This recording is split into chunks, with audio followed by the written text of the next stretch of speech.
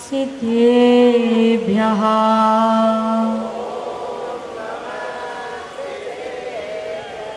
ॐ नमः सिद्धेभ्यः।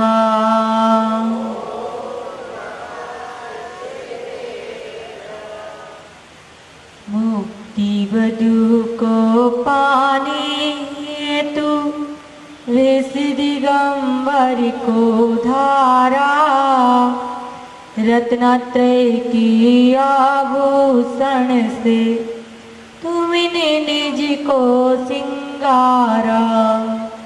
श्रवण संग के शिरोमणि हो, चलते फिरते रत्नाकर।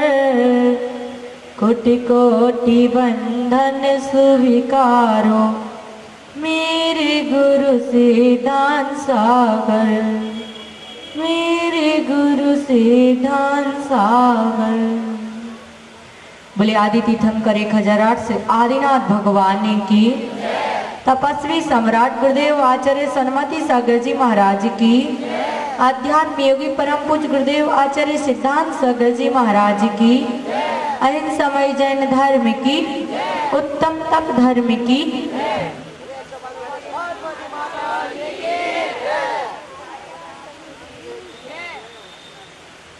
धर्म स्नेह भक्तात्माओं।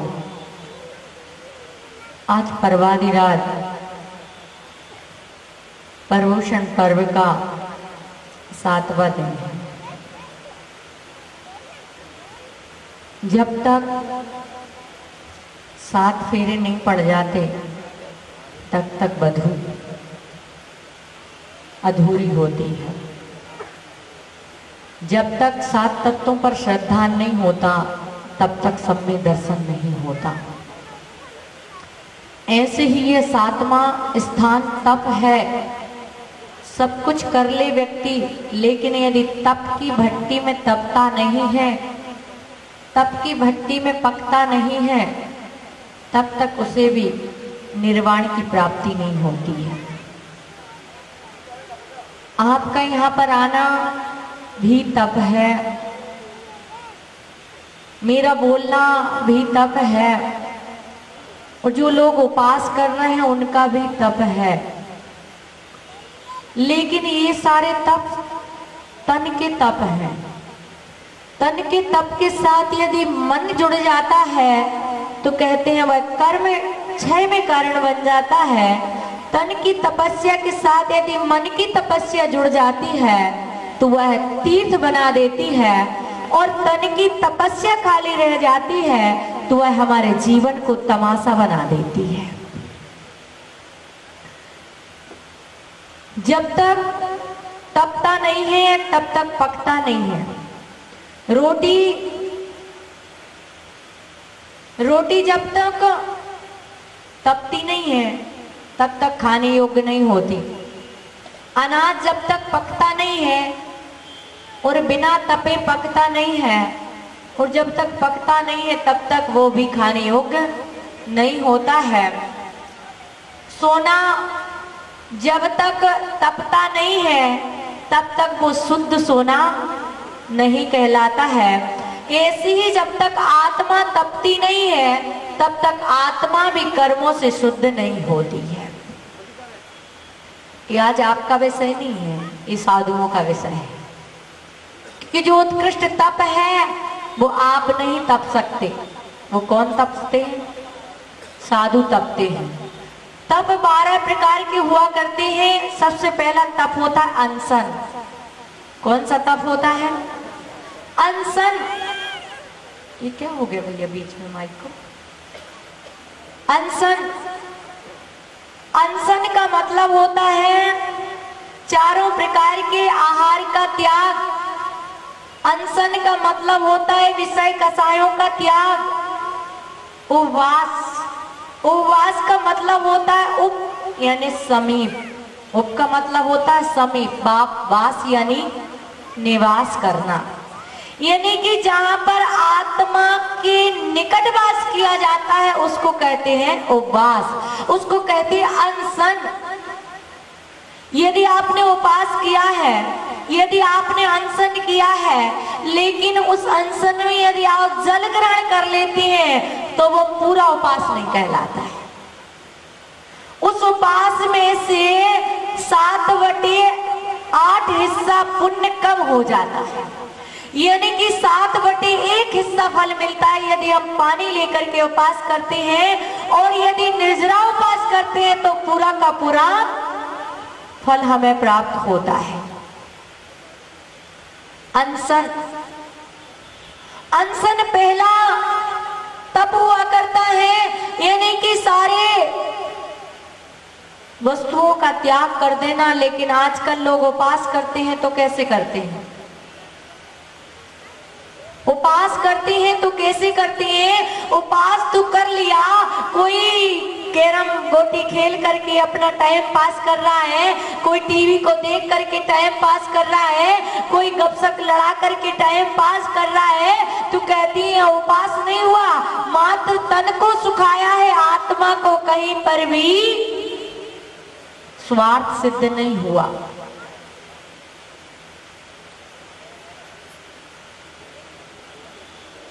इसलिए उपास जो होता है, सबसे पहले कहा है विषय कसायों का त्याग करना ही मुख्यता से, मूलता से। आहार का त्याग ना हो चलेगा, लेकिन कसायों का त्याग पहले होना चाहिए। नहीं तो देखा जाता है कि जितने ज्यादा तपस्वी उतने ही ज्यादा क्रोधी। जो जितना ज्यादा उपास करता है, जितना ज्यादा व्रत करता है, जितनी ज्यादा तपस्या करता है, देखने में आता है कि उसके अंदर उतनी ज्यादा कसाय हुआ करती है। तो कहते हैं वो तपस्या शरीर की तपस्या हो जाती है। तो अनशन, उन्नोदर्य, उन्नोदर्य का मतलब होता है कि पेट से, भूख से कम खाना। भूख तो लगी है 4 रोटी की, लेकिन वहां पर 2 रोटी ही खा करके संतोष हो जाना। उपास करना सरल है, लेकिन उन्नोदर्य उपास करना कठिन है। कैसे? जब साधु आहार करता है और आहार करने के बाद जब अंतराय हो जाता है तो पूरी की पूरी थाली लगी है, और भाव कैसा है? आहार करने का है, यानी पूरी आहार की भावना बन गई। सारी थाली को देख लिया, लेकिन थोड़ा सा खाया और अंतराय आ गया। तो कहते हैं उपास में जितनी तकलीफ नहीं होती, उतनी ज्यादा तकलीफ अंतराय में होती है। क्यों? सब दिख रहा है ना, सब देख लिया है ना, इसलिए आधा खा लिया और आधा बाकी है। रोटी तो खा ली, अब पानी बाकी है। यदि आप रोटी खा लें और फिर उसके बाद पानी रह जाए तो, कुछ ना खाएं तो प्यास की वेदना कम सताती है, लेकिन कुछ खा लिया जाए तो फिर ज्यादा सताती है। यानी उन्नोदर्य उपास से ज्यादा कठिन होता है। उन्नोदर्य का मतलब होता है कुछ पेट से कम खाना, उसका नाम है उन्नोदर्य। तप, व्रत परिसंख्यान। व्रत परिसंख्यान का मतलब होता है कि जो मुनि होते हैं, जो आचार्य होते हैं, जो साधु होते हैं, वो नियम लेती हैं कि मुझे ये विधि मिलेगी तभी मैं आहार ग्रहण करूंगा। जब मुझे ये कोई कलश लेकर के, कोई कुछ लेकर के, आंकड़ी जिसको बोलते हैं, कि जो हमने आंकड़ी धारण की है मंदिर में, मुद्रिका लेने से पहले जो मैंने विधि ली हुआ है, विधि मिलेगी तभी मैं आहार ग्रहण करूंगा। भगवान महावीर ने विधि ली थी। कौन सी विधि ली थी? भगवान महावीर ने विधि ली थी कि अबला नारी हो, जिसकी कोई सहायता करने वाला ना हो, जिसके मुंडे बाल हो, यानी कि बाल कटे हुए हो, जिसकी आंखों में आंसू हो, जिसके हाथों में उड़द के छिलके हो, और जिसका पैर देहली के एक अंदर और एक बाहर हो, और जो बेड़ियों से जकड़ी हुई हो। भगवान महावीर ढूंढते रहे, लेकिन बहुत दिन के बाद में बड़ी मुश्किल से किसने मिलाई थी विधि? किसने मिलाई थी? चंदन वाला। वो चंदन वाला भगवान महावीर की गृहस्थ की क्या थी? मौसी थी। यानी कि चंदन वाला ने उस विधि को मिलाया था। भगवान महावीर की आकाशवाणी होती है कि जैसी ऐसी विधि मिले तो ही आहार ग्रहण करना, और ढूंढते रहे और ढूंढते ढूंढते वो चंदन वाला जहां पर खड़ी हुई थी वहां पर आ गए। लेकिन जब सारी विधि तो मिल गई, कैसी सारी विधि तो मिल गई, लेकिन चंदन वाला की आंखों में आंसू नहीं थे। चंदन वाला पड़गान करती कि धन्य मेरा भाग्य, धन्य मेरी किस्मत जाग गई कि आज प्रभु महावीर मेरे द्वार पर आ गए। लेकिन जैसे ही प्रभु लौट जाते हैं तो अपने भाग्य को कोसने लगती है कि सौभाग्य का अवसर आया था, लेकिन वह सौभाग्य का मुझे फल नहीं मिला। प्रभु आए थे, लेकिन ऐसी क्या विधि है जो विधि नहीं मिला पाई, और उसकी आंखों में आंसू आ जाते हैं। प्रभु लौट कर आते हैं तो देखते हैं कि चंद्रा की आंखों में आंसू झर झर झर झर झर रहे हैं, और प्रभु आकर के पड़क जाते हैं।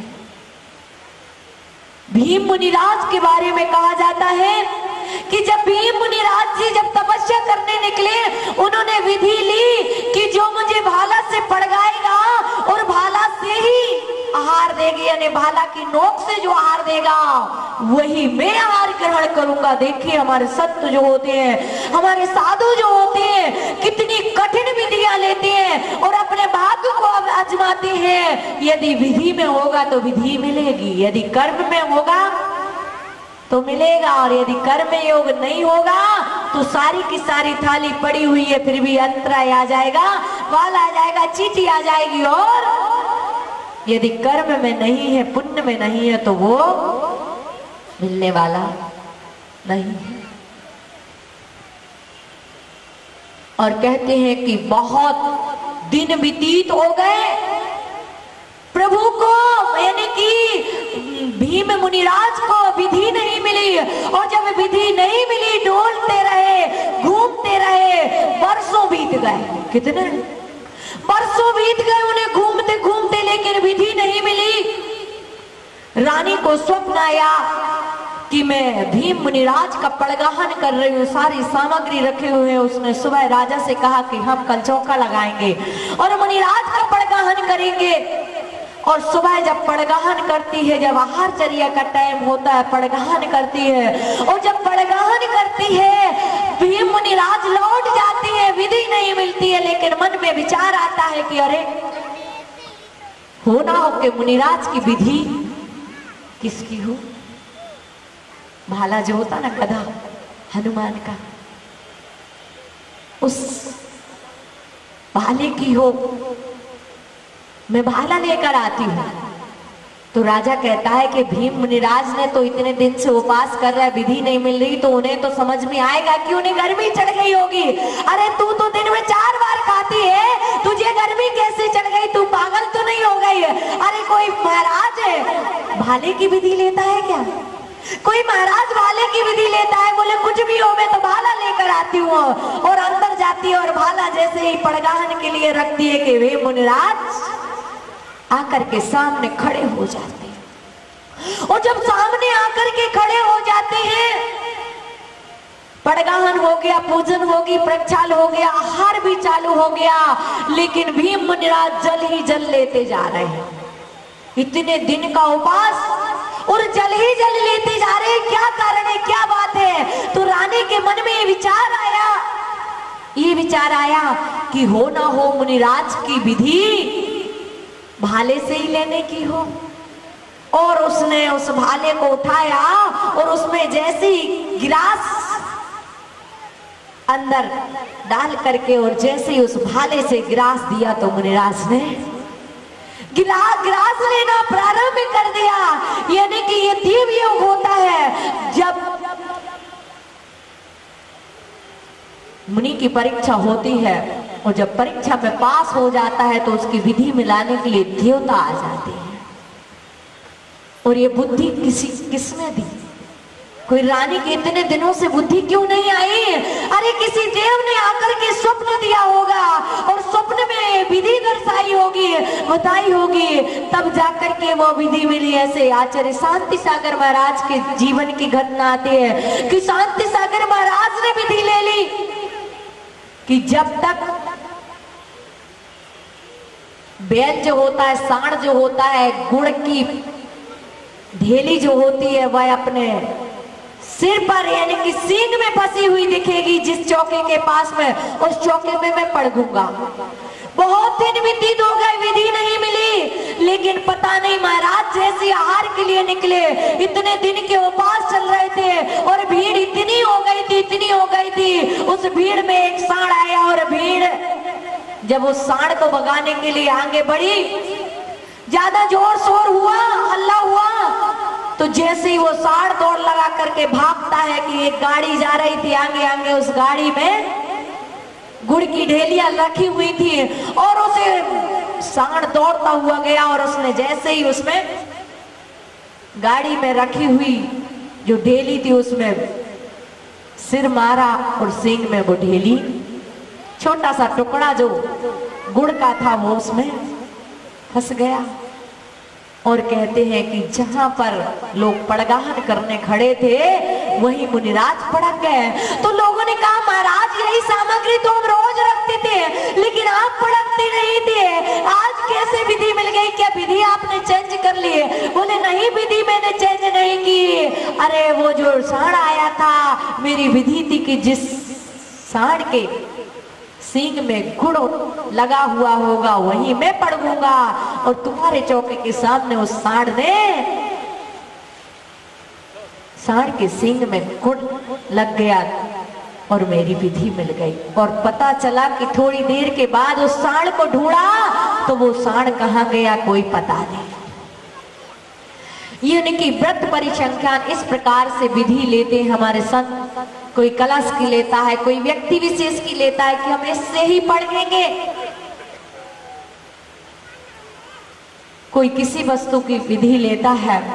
ऐसे अनेक प्रकार के संतों के उदाहरण आते हैं जिन्होंने इस व्रत परिसंख्यान नाम के तप को तपा है।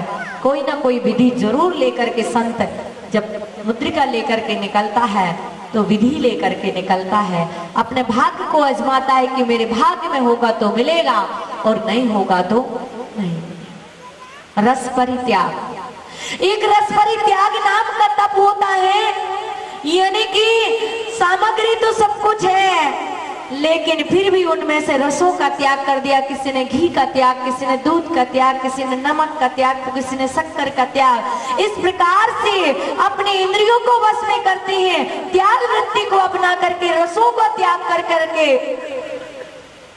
वो कहलाता है रस परित्याग। विविक्त सय्यासन,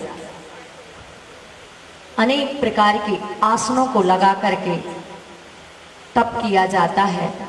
कोई एक पैर पर खड़ा है तो कोई पद्मासन से बैठा है।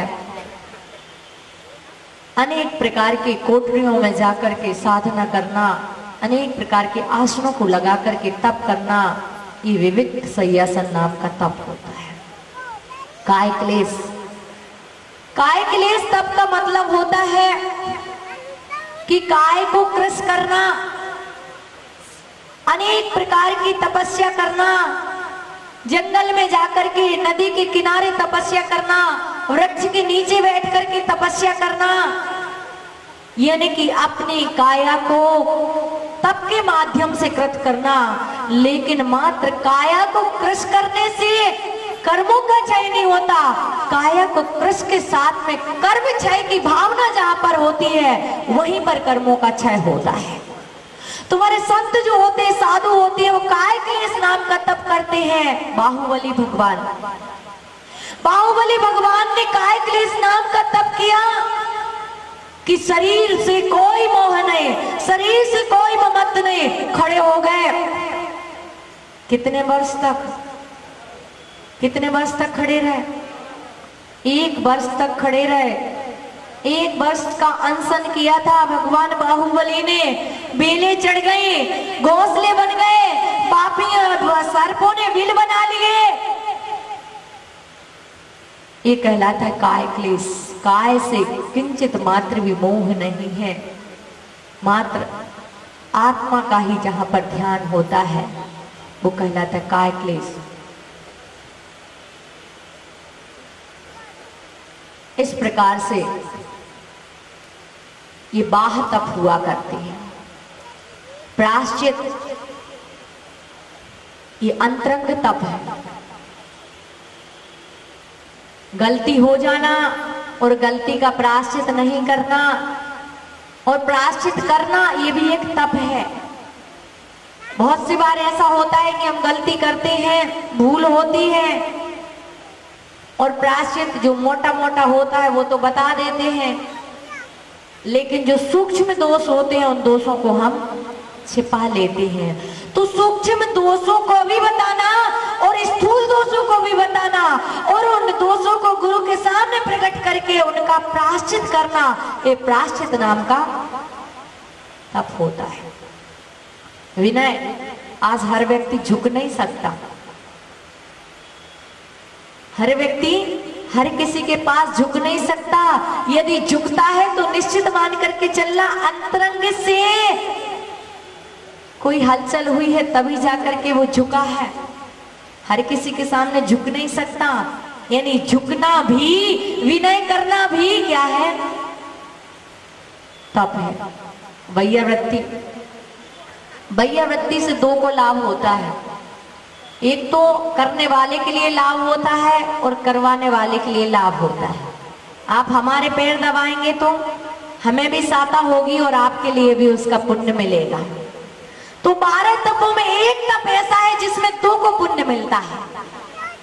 तो वैयावृत्ति, साधर्मी जनों की वैयावृत्ति करना, एक दूसरों की भावनाओं का ध्यान रखना, ये वैयावृत्ति है। अब आचार्य महाराज अपने शिष्यों की वैयावृत्ति कैसे करेंगे?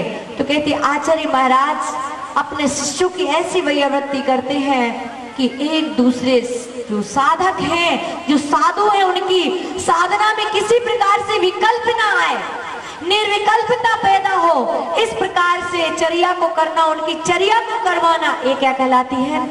वैयावृत्ति कहलाती है। वैयावृत्ति का मतलब होता है आपत्ति की व्यावृत्ति कर देना, उसका नाम है वैयावृत्ति। तो वैयावृत्ति भी एक तप है।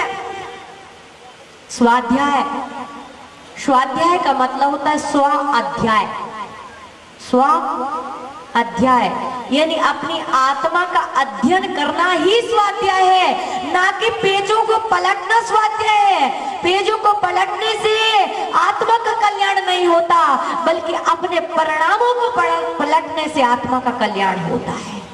यदि हमने स्वाध्याय कितना भी किया, ग्रंथों को पढ़ा, लेकिन आचरण में नहीं उतरा, जीवन में नहीं उतरा, तो कहते हैं वो स्वाध्याय स्वाध्याय नहीं है, मात्र आपने ग्रंथों को पढ़ा है। स्वाध्याय का मतलब होता है स्व अध्याय।